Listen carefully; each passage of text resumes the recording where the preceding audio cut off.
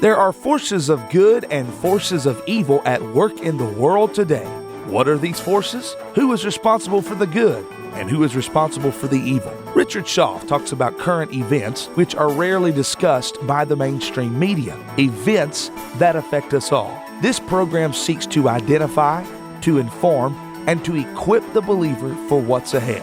Welcome to What in the World is Going On?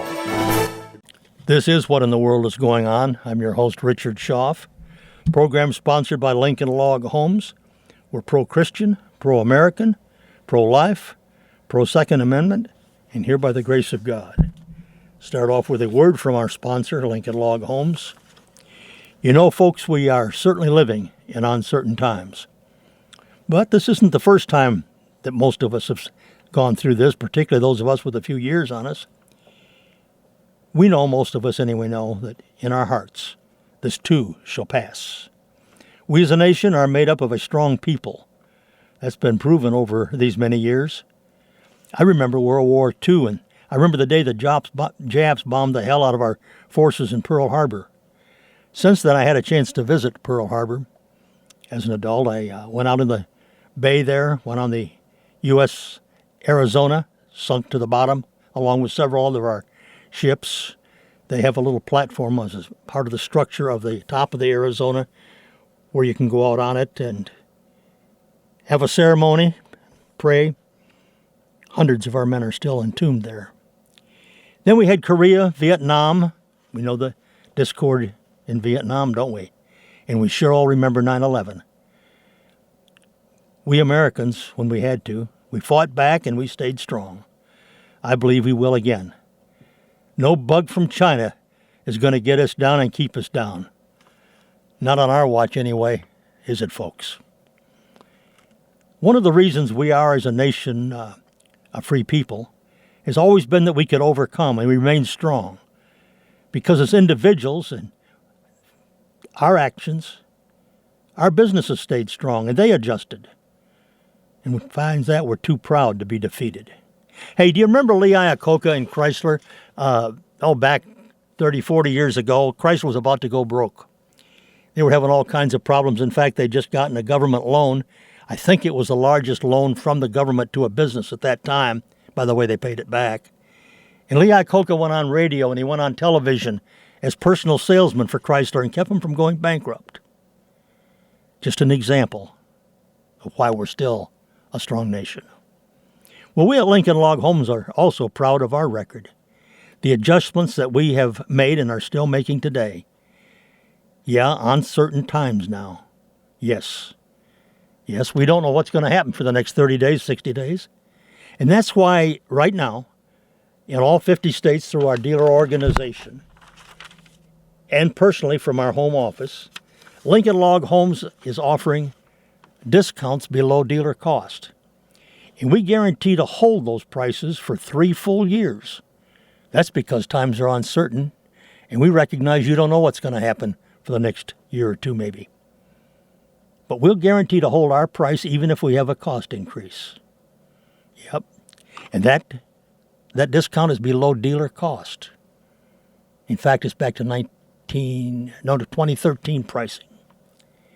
Lincoln Logs, founded in North Carolina in 1974, was the first to offer our unique weatherlock corners and at the same time quality log homes at fair pricing. And do you remember Jimmy Carter when he was president? We had interest rates of 20%. No one could afford a mortgage with 20% interest, no matter how great their credit score was. There just wasn't enough for the average lunch bucket Charlie to get a mortgage. Well, we came up with the idea of sweat equity. What's sweat equity? We pointed out with a log home, one person that can read blueprints and 3 grunts to help him can put up the walls. And maybe you know somebody else, a relative that might be a plumber, and someone else an electrician. That way you get sweat equity. You didn't have to have such a big mortgage. And people could afford the 20% on the remaining balance. More recently, we had the 2008 crash. Well, when that happened, Lincoln Logs transferred tens of thousands of dollars where we were advertising for international for dealers. We took that money and lowered our prices through our dealer network to the retail public during that recession. We still have those pricing structures in effect today, and that's what I'm talking about. But in addition, now we've guaranteed to hold that pricing for 3 full years as long as a kit is ordered during this period. Now to the present day of uncertainty. Yeah, it's here. But as I pointed out, we have an answer for it because we've adjusted. And if you give me a call toll-free at 800-848-3310, I, CEO of the company, Richard Schaaf, will work with you personally. Lincoln Log Homes, in business since 1974. Member of the Charlotte, North Carolina Better Business Bureau. And as I said as CEO, I will work with you personally, and together we will overcome. You see, defeat's not in my vocabulary either, and I know it's not in yours. We're all going to do our part to make America great again. And just in passing, I want to say, I personally am proud to proclaim Jesus Christ as my personal Savior and our King. And I'm sure happy to have Donald Trump President of these United States. Now to our regular programming. In the spirit of what I just brought you, I have to share this with you. It's actually from Michael Savage. Michael Savage said, and I quote, "I will refuse to take a rushed COVID vaccine because it'll be ineffective and dangerous."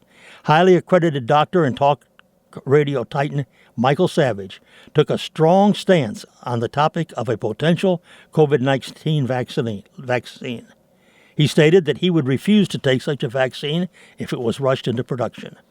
Recently, Savage tweeted, and I quote, "COVID vaccine, I will refuse to take it. It'll be ineffective and dangerous. There are now 20 known mutations." Savage added, and I continue to quote, "I have never taken a flu shot, and I will refuse to take a COVID vaccine if the government makes it mandatory." And he asked, "What will you do?" I ask, what will you do? What will I do? We have to make that decision shortly. I'm quite certain of that. Savage, the talk radio host, expounded on his reasoning. This came out in his edition of the Savage Nation podcast. I'm going to quote it from Savage. "I tweeted something that got them all mad because they're all talking about a COVID vaccine, and I know, having studied these things, having studied the flu vaccines, which are about 30 to 40, maybe 40% effective. If you look at flu vaccines, not only are they ineffective, 37% to 50% is what we're seeing in reports. There are huge side effects to flu vaccines." All a quote from Savage, and I'm continuing to quote him. So now they're telling us they're going to rush a COVID vaccine when we know there have been 20 to 30 mutations of this virus already. And I'm very, very concerned that they're rushing out a vaccine that's going to be dangerous and ineffective. So I said this, Savage said before reading the tweet aloud. He continued, "And if these liberal governors think they have a problem on their hands, that they're making many believe that all's going to go away with the shutdown, wait until they try to tell you folks that you've got to have a vaccine before you leave your house." He said, and I'm continuing to quote, "I would join a militia before I took a vaccine. I'll go to the hills first. I'm not taking it. I refuse. And I don't care who tells me I have to take it. If Donald Trump tells me to take it, I'm not taking it. You hear me? I'm not taking it for Trump. I'm not taking it for Moses. I'm not taking it for Isaiah. I'm not taking it for Mohammed. I'm not taking it for Charlie Parker. I am not taking it." End quote from Michael Savage. Me personally talking, folks, I'm not telling you today where I stand on this issue in general, but I will tell you this. I will not knowingly take any vaccine made from the cells of a murdered baby. You know why? If I read my Bible right, one day all of us are going to stand before a holy God and give account. Think about it. Change of subject and an update. I see where General Flynn is set free. Attorney General Barr's Justice Department, no prosecution. Great news out last week. It's all coming out now. What Trump's been saying right along, he's not involved, nothing to do with Russia. They're all running for the sheds now. Anyway, the news out about our FBI and our CIA's illegal war against Trump. This article that I'm referencing now came from Andrea Webberg. She said, and I quote, I have an embarrassing fondness for romance novels, so I know the storylines. For decades, our popular thought has had FBI agents as lead characters, whether they were male or female. And a romance novel, being an FBI agent, is shorthand for being intelligent, courageous, and upright. Well, not so much anymore. With the latest revelations about the FBI's war against Donald Trump, it's unlikely that any conservative will ever again want to read a romance novel with an FBI hero or heroine. And while CIA agents and DOJ lawyers were never that popular as romantic leads, any romance showcasing them will probably head for the circular file. Writing at The Federalist, Margaret Cleveland summarizes how recently released documents show that the FBI and DOJ, both during and after Obama's presidency, went after Michael Flynn, who had honorably served his country for 33 years. The documents expose the workings behind forcing Flynn to plead guilty to a crime that he did not commit. The FBI and DOJ's conduct included, but isn't limited, to plotting how to catch Flynn in a lie, blindsiding him at the White House, hiding from him the transcript of his call with the Russian ambassador, trying to sneak into the conversation notice to Flynn that lying to the FBI is a felony, illegally changing the interview notes, threatening Flynn's son to get Flynn to plead guilty, and then hiding that fact from the court and withholding expulsory documents. Take a look at Robert Mueller and his posse and their reprehensible behavior. And let's not forget the crimes of the Mueller gang, that team of professionals, are they, that were dutifully informed by the Trump kissing media. How everything was made up. How they were insulting what appeared to be the brightest of American law enforcement. It was not bad enough that they threatened to prosecute General Flynn's son on false charges to consider a guilty plea and cooperation against Trump? No. They then hid behind the fact and made this promise to General Flynn by not putting it in the plea agreement as mandated by law. That way, as honest ex-prosecutor Andrew McCarthy figured out, they ensured that when they put General Flynn up to testify against someone from the Trump world, maybe even the president himself, the jury would never know the real reason. The real reason that General Flynn pleaded guilty, that he was forced to protect his family from false charges. They did this intending to lie to future juries. The CIA was dirty too. While Obama was still president, John Brennan shut down an Intelligence Committee report concluding, based on evidence that it was obvious to a child, that Hillary Clinton was Putin's preferred candidate. The report states that Brennan overruled agency analysis who wanted to include strong intelligence in the assessment to show that Russian Putin wanted Hillary Clinton to win the election. Citing conversation with House Intelligence Committee staffers, Brennan had also rejected analysis who wanted to strike weak intelligence from the report, which suggested that Russia favored Trump. So Brennan actually slanted this analysis, choosing anti-Trump intelligence and excluding anti-Clinton intelligence. But wait, there's more. Just a few days ago, James Baker, the FBI's former general counsel, admitted that the FBI did not indict Hillary Clinton for her obvious and serious national security violations only because the Phoebes, that's the feds, thought, probably hoped, that she would win the election. Twice failed presidential candidate Hillary Clinton was not indicted when she mishandled classified information because the FBI believed she was going to win the 2016 presidential election. That's a bombshell admission from former FBI General Counsel James Baker, who revealed that the FBI had enough evidence to charge and convict Clinton, but decided not to. Well, since then, a bunch of them are trying to cover their tails, aren't we? We see them all over the news, admitting they knew nothing about it. Nothing was ever shown to them. We know that in these agencies, the FBI and the DOJ and CIA, there are many honorable men and women who take seriously their obligation to serve America. What's becoming clear is that these good people are working for very corrupt organizations that consider themselves a permanent shadow government. As such, they are unconstrained by the Constitution, our laws, regulations, and ordinary morality. Trump needs to clean this corrupt stables out, and he needs to do it fast. Thankfully, with the accelerating pace of John Durham's investigation, there's hope that the coming summer will see at least a little justice done. Let's keep our eyes out, and let's pray for it. But even now this past week, I've seen where they're talking, hey, can you believe it? Comey could even be in trouble. Wouldn't that be a shame?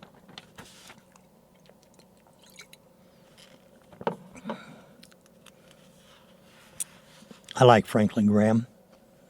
Maybe one reason was I was saved under his daddy, Billy. That was back in Buffalo, New York, back in the 80s, or back in the 50s. Boy, that was a long time ago. He gives a warning to us Americans. He notes that what the government's doing is all about control. And he sounds an alarm on government's true motive over the shutdown. I want to share it with you. The response of some in the government is just not about protecting lives. That, noted by Franklin Graham. Dozens of court cases have erupted in recent weeks, mostly from faith-based groups, challenging the state and local restrictions in response to the Chinese virus. Now Franklin Graham, CEO of the worldwide Christian ministry Samaritan's Purse, which has provided a mobile hospital to treat patients in New York City, warns that the restrictions on constitutional rights might not be temporary. Here we go again, he wrote on Facebook, another headline by CNN, to try to put fear in the minds of the reader. What happens if the virus vaccine is never developed? The what-ifs could be endless. What if the sky fell in tomorrow? There are a lot of hypotheticals being thrown out there that are intended to scare people, he noted. It's becoming more obvious to people that the response of some in the government is not just about protecting lives. It's about control. Never before in our history, noted Graham, have those who are those of us, no one has been quarantined like this. Nothing has happened in America before. He notes, I don't want to minimize the fact that the virus is dangerous. We need to take precautions, and we need to exercise personal responsibility. But we also need to be cautious before we say yes to every ban proposed and agree to anything that we think might help protect us from the virus, to make sure that we're not letting go of some of our constitutional rights. Yeah, we're seeing that right here in North Carolina, aren't we, folks? If you want to buy a lottery ticket, that's essential. You can do it. You can't get a haircut, though. If you want to buy a bottle of liquor, the liquor stores are open. That's essential. But churches, up until this weekend, were controlled in how many people met in their parking lot, and they're still controlled about what happens inside the church. Liquor stores are essential, but church worship is not. If your wife or daughter or any female wants an abortion, she can get it. I personally happen to be a heart patient. Several procedures have been done, including open heart surgery. But I can't get in to see my cardiologist. I wonder whose rights are being looked after.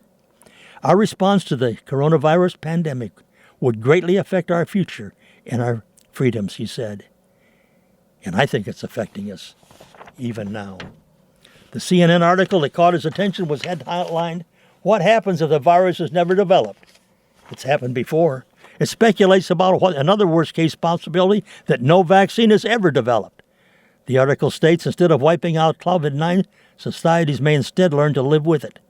Cities would open slowly, and some freedoms will be returned, but on a short leash if experts' recommendations are followed. It's happening today, isn't it, folks? It's happening today. CNN outlines some of the possible constitutional infringements, including testing and physical tracing. And I remind you, what if they tell you you can be released from quarantine if you take the vaccine? If you're like me, let's see what that vaccine is made out of. A related article from former Mayor Giuliani to Newsmax TV. Beware of police powers. Former New York City Mayor Rudy Giuliani told Newsmax TV recently that Democrats are eager to use the virus pandemic to impose police powers that will permanently take away Americans' freedoms. Appearing on Greg Kelly Reports, Giuliani was asked about Democrat governors and mayors who've imposed strict penalties on the public for violating stay-at-home orders. They may go to police powers right away, Giuliani said. You've got to do this by consent. You can't take away a person's right to worship. Look at the governor of Virginia. You know, that's the guy who's confused about whether you can have an abortion after the baby's born or not. Giuliani, who's one of President Trump's personal attorneys, slammed the actions of arresting people for attending services when only a few parishioners were present. Instead of an arrest summons, you should get a warning, he said. It sounds like police power, and it's beginning to look like something predicted by Lord Acton. Giuliani noted that socialism always leads to a form of authoritarianism. Some people like to assert power, and if presumptive Democrat presidential nominee Joe Biden gets out of the basement and we possibly elect him, this is what you could be looking at, he said. Biden, he said, won't be the one running the show. Biden doesn't know what he's doing, Giuliani pointed out. There'll be people around him that want to arrest you for social distancing. And boy, wouldn't that be something. And you know, Democrats will sacrifice Americans to win the presidency. We were first told we must flatten the curve. Then as the curve flattened, they explained we needed to test everyone. That gave away the game. America is a nation of 330 million citizens victimized by a Chinese bug. To acquiesce to the new rules, each person would need to be tested not once, but probably at least twice or three times. To accomplish this monumental task, we would need at least 1 billion tests. The amount of time necessary to produce, execute, and evaluate each test is it's incalculable, folks. It's unfathomable. If this is to be the criteria, we will never reopen. The census taker takes years to complete, and when all of that's required there are answers to a few questions. Or, as an alternative, grab a keyboard and time how long it takes you to press the space key 1 billion times. You see the Democrat goal? Listen to me, folks. It's to reopen not one day before November 3rd, 2020. You know, Election Day. That's their goal. Power corrupts, and absolute power corrupts absolutely. If you need examples, just take a look at Newsom, Whitmer, and Mills. Who are they? Oh, they're not a trio of serial killers from the 40s or a law firm hired by the Clinton campaign to set up Donald Trump. Not so glamorous, folks. They are United States governors of California, Michigan, and Maine, respectively. All three are in good standing with their Democrat Party and the media, and they have each succumbed to the maddening allure of their inner Stalin, demonic, pursuing dreams of total control. And they're not the only ones. There's also Andrew Cuomo, governor of New York. He jumped into the national spotlight when he talked about his dear own mother and how America had to shut down because people like her were at risk. It was deft use of the airwaves to launch his bid to replace Biden. Then he ordered nursing homes in New York to accept COVID-19 infected patients, putting the most vulnerable of our populace at risk, to expected results. Many, many deaths. This is how he killed other people's mothers, by the way. It's as if each state is trapped in a version of It's a Wonderful Life, where everyone reigns as a Mr. Potter, trying to force us into Pottersville so we can be controlled and we can be ruled. That is their real objection. It's not just our elected leaders who have assumed the mantle of tyrannical ways and means determined to take over our well-being, or at least thoroughly disconnected from rationality and any pretense of fairness. Twitter, YouTube, and Facebook have all decided to restrict what the average man can and cannot hear and cannot read. Control of information is a bailiwick of dictators. This particular Chinese bat virus has fostered the worst millennium instincts in our Democrat governors and social media. The latest tendencies were always there. All that was needed was a good excuse that they couldn't let go to waste. This is elitism at its worst, because once we have been convinced that rule by the elite is necessary, it's a small step to minimal social distancing, eagerly enforced, for them to acknowledge publicly to us plebs that it is they who are the elite, and they are the ones that should rule. After all, they are the ones we have been waiting for. Newsom, Whitmer, Mills, Cuomo, Pritzker from Illinois, as well as Lightfoot, de Blasio. You know the bunch. They all want to seem to be duly elected legitimate leaders, exercising the will of the people for their own good. Yeah, let's face it, these little dictators, when they look in the mirror at night after they've finished speaking, are they talking to me? Well, they see themselves as president, and not just any president, not one drafted by a terrified populace with the understanding that survival depends on their vast wisdom, astounding brilliance, and on equal bravery. Like Obama, they long to be Lincoln, FDR, Wilson, and George Washington, all rolled into one. Yet they cannot avoid their innate tendencies to rule rather than lead, to remind us little people, we are the smelly deplorables who are darn lucky to have them, and they remind us to shut up and do as we are told. Are they leaders or tyrants? Well, certainly folks are not leaders, but they are despots. What they are is company men doing their best to make sure America does not reopen one day earlier than November 3rd, 2020. They know what gets them paid, and they know they need to steal the presidency from a Donald Trump who will not play their game. He's proven it. To gain the executive office, they must ruin our economy and bring misery, destruction, and even death to as many Americans as was in their power to do. If people must suffer, if people must die, well then it's good. Let's make it for a good cause, the fundamental transformation of the United States of America. For Democrats, while the loss of one American life is a tragedy, the sacrifice of millions is an opportunity. And Democrats, bless their hearts, never let an opportunity go to waste. Never have, and never will. Rand Paul said it so well the other day. Many have said it. They pointed out that governments are using the pandemic to seize power. In keeping America safe from the coronavirus efforts, Senator Rand Paul questions whether some state and local authorities are capitulating on a power grab. In an opinion piece for Fox News, the Republican senator from Kentucky quotes C.S. Lewis, quote, "Of all tyrannies," C.S. Lewis once observed, "a tyranny sincerely exercised for the good of its victims may be the most oppressive." He said some officials are using the virus to take seize and to seize this opportunity, unprecedented amounts of power, and they're about to pull it off.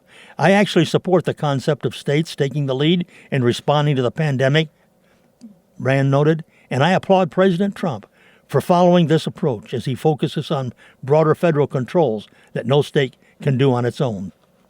But it does not excuse abuse of authority. It does not require executives to ignore their legislatures or place unreasonable or unconstitutional burdens on Americans. And we should all call out for all overreachers when we see them. As governments begin to reopen or decide to stay closed, he said it's going to be important to keep an eye on what overreaches officials may be taking. Continuing to quote Paul, quote, "Economic czars in the form of governors, including in my own state of Kentucky, are taking it on themselves to decree which businesses will live and which will shutter for continually extended lengths of time, leaving those who have poured their entire lives into their businesses to try to pick up the pieces and do their best to survive and feed their families in the meantime. The czars decide who can and can't get medical treatment and what restricted fundamental liberties, such as the right to gather to worship." He points to his own state's governor, who told churchgoers their license plates could be scanned and they could be forced to quarantine for 2 weeks. He references a paddle boater in California chased by 2 government boats. He calls out Michigan's Governor Whitmer as a self-appointed monarch. Governor Gretchen Whitmer seems to have forgotten she serves the people of Michigan, he noted, and that she's not living in Buckingham Palace a century ago, when subjects would bow obediently to their sovereign. He said use of excessive force has raised concerns with SWAT teams responding to businesses reopening and to break up protests. He said Americans should work together and not against one another to get through the pandemic. He compared New York City Mayor Bill de Blasio's message to turn in people who aren't socially distancing to authorities to what the Soviet Union or Communist China asked its citizens to do: turn on each other. Recent events, again, prove the founders' wisdom in deliberately spreading power out and decentralizing our system to try to curb infringements on our liberties, Rand noted. This is supposed to set us apart, and it's up to each of us to make sure it continues to do so. And just in closing, take a look at that little lady out in Texas. She went to jail because she refused to apologize to a judge who was taking the food off her children's table.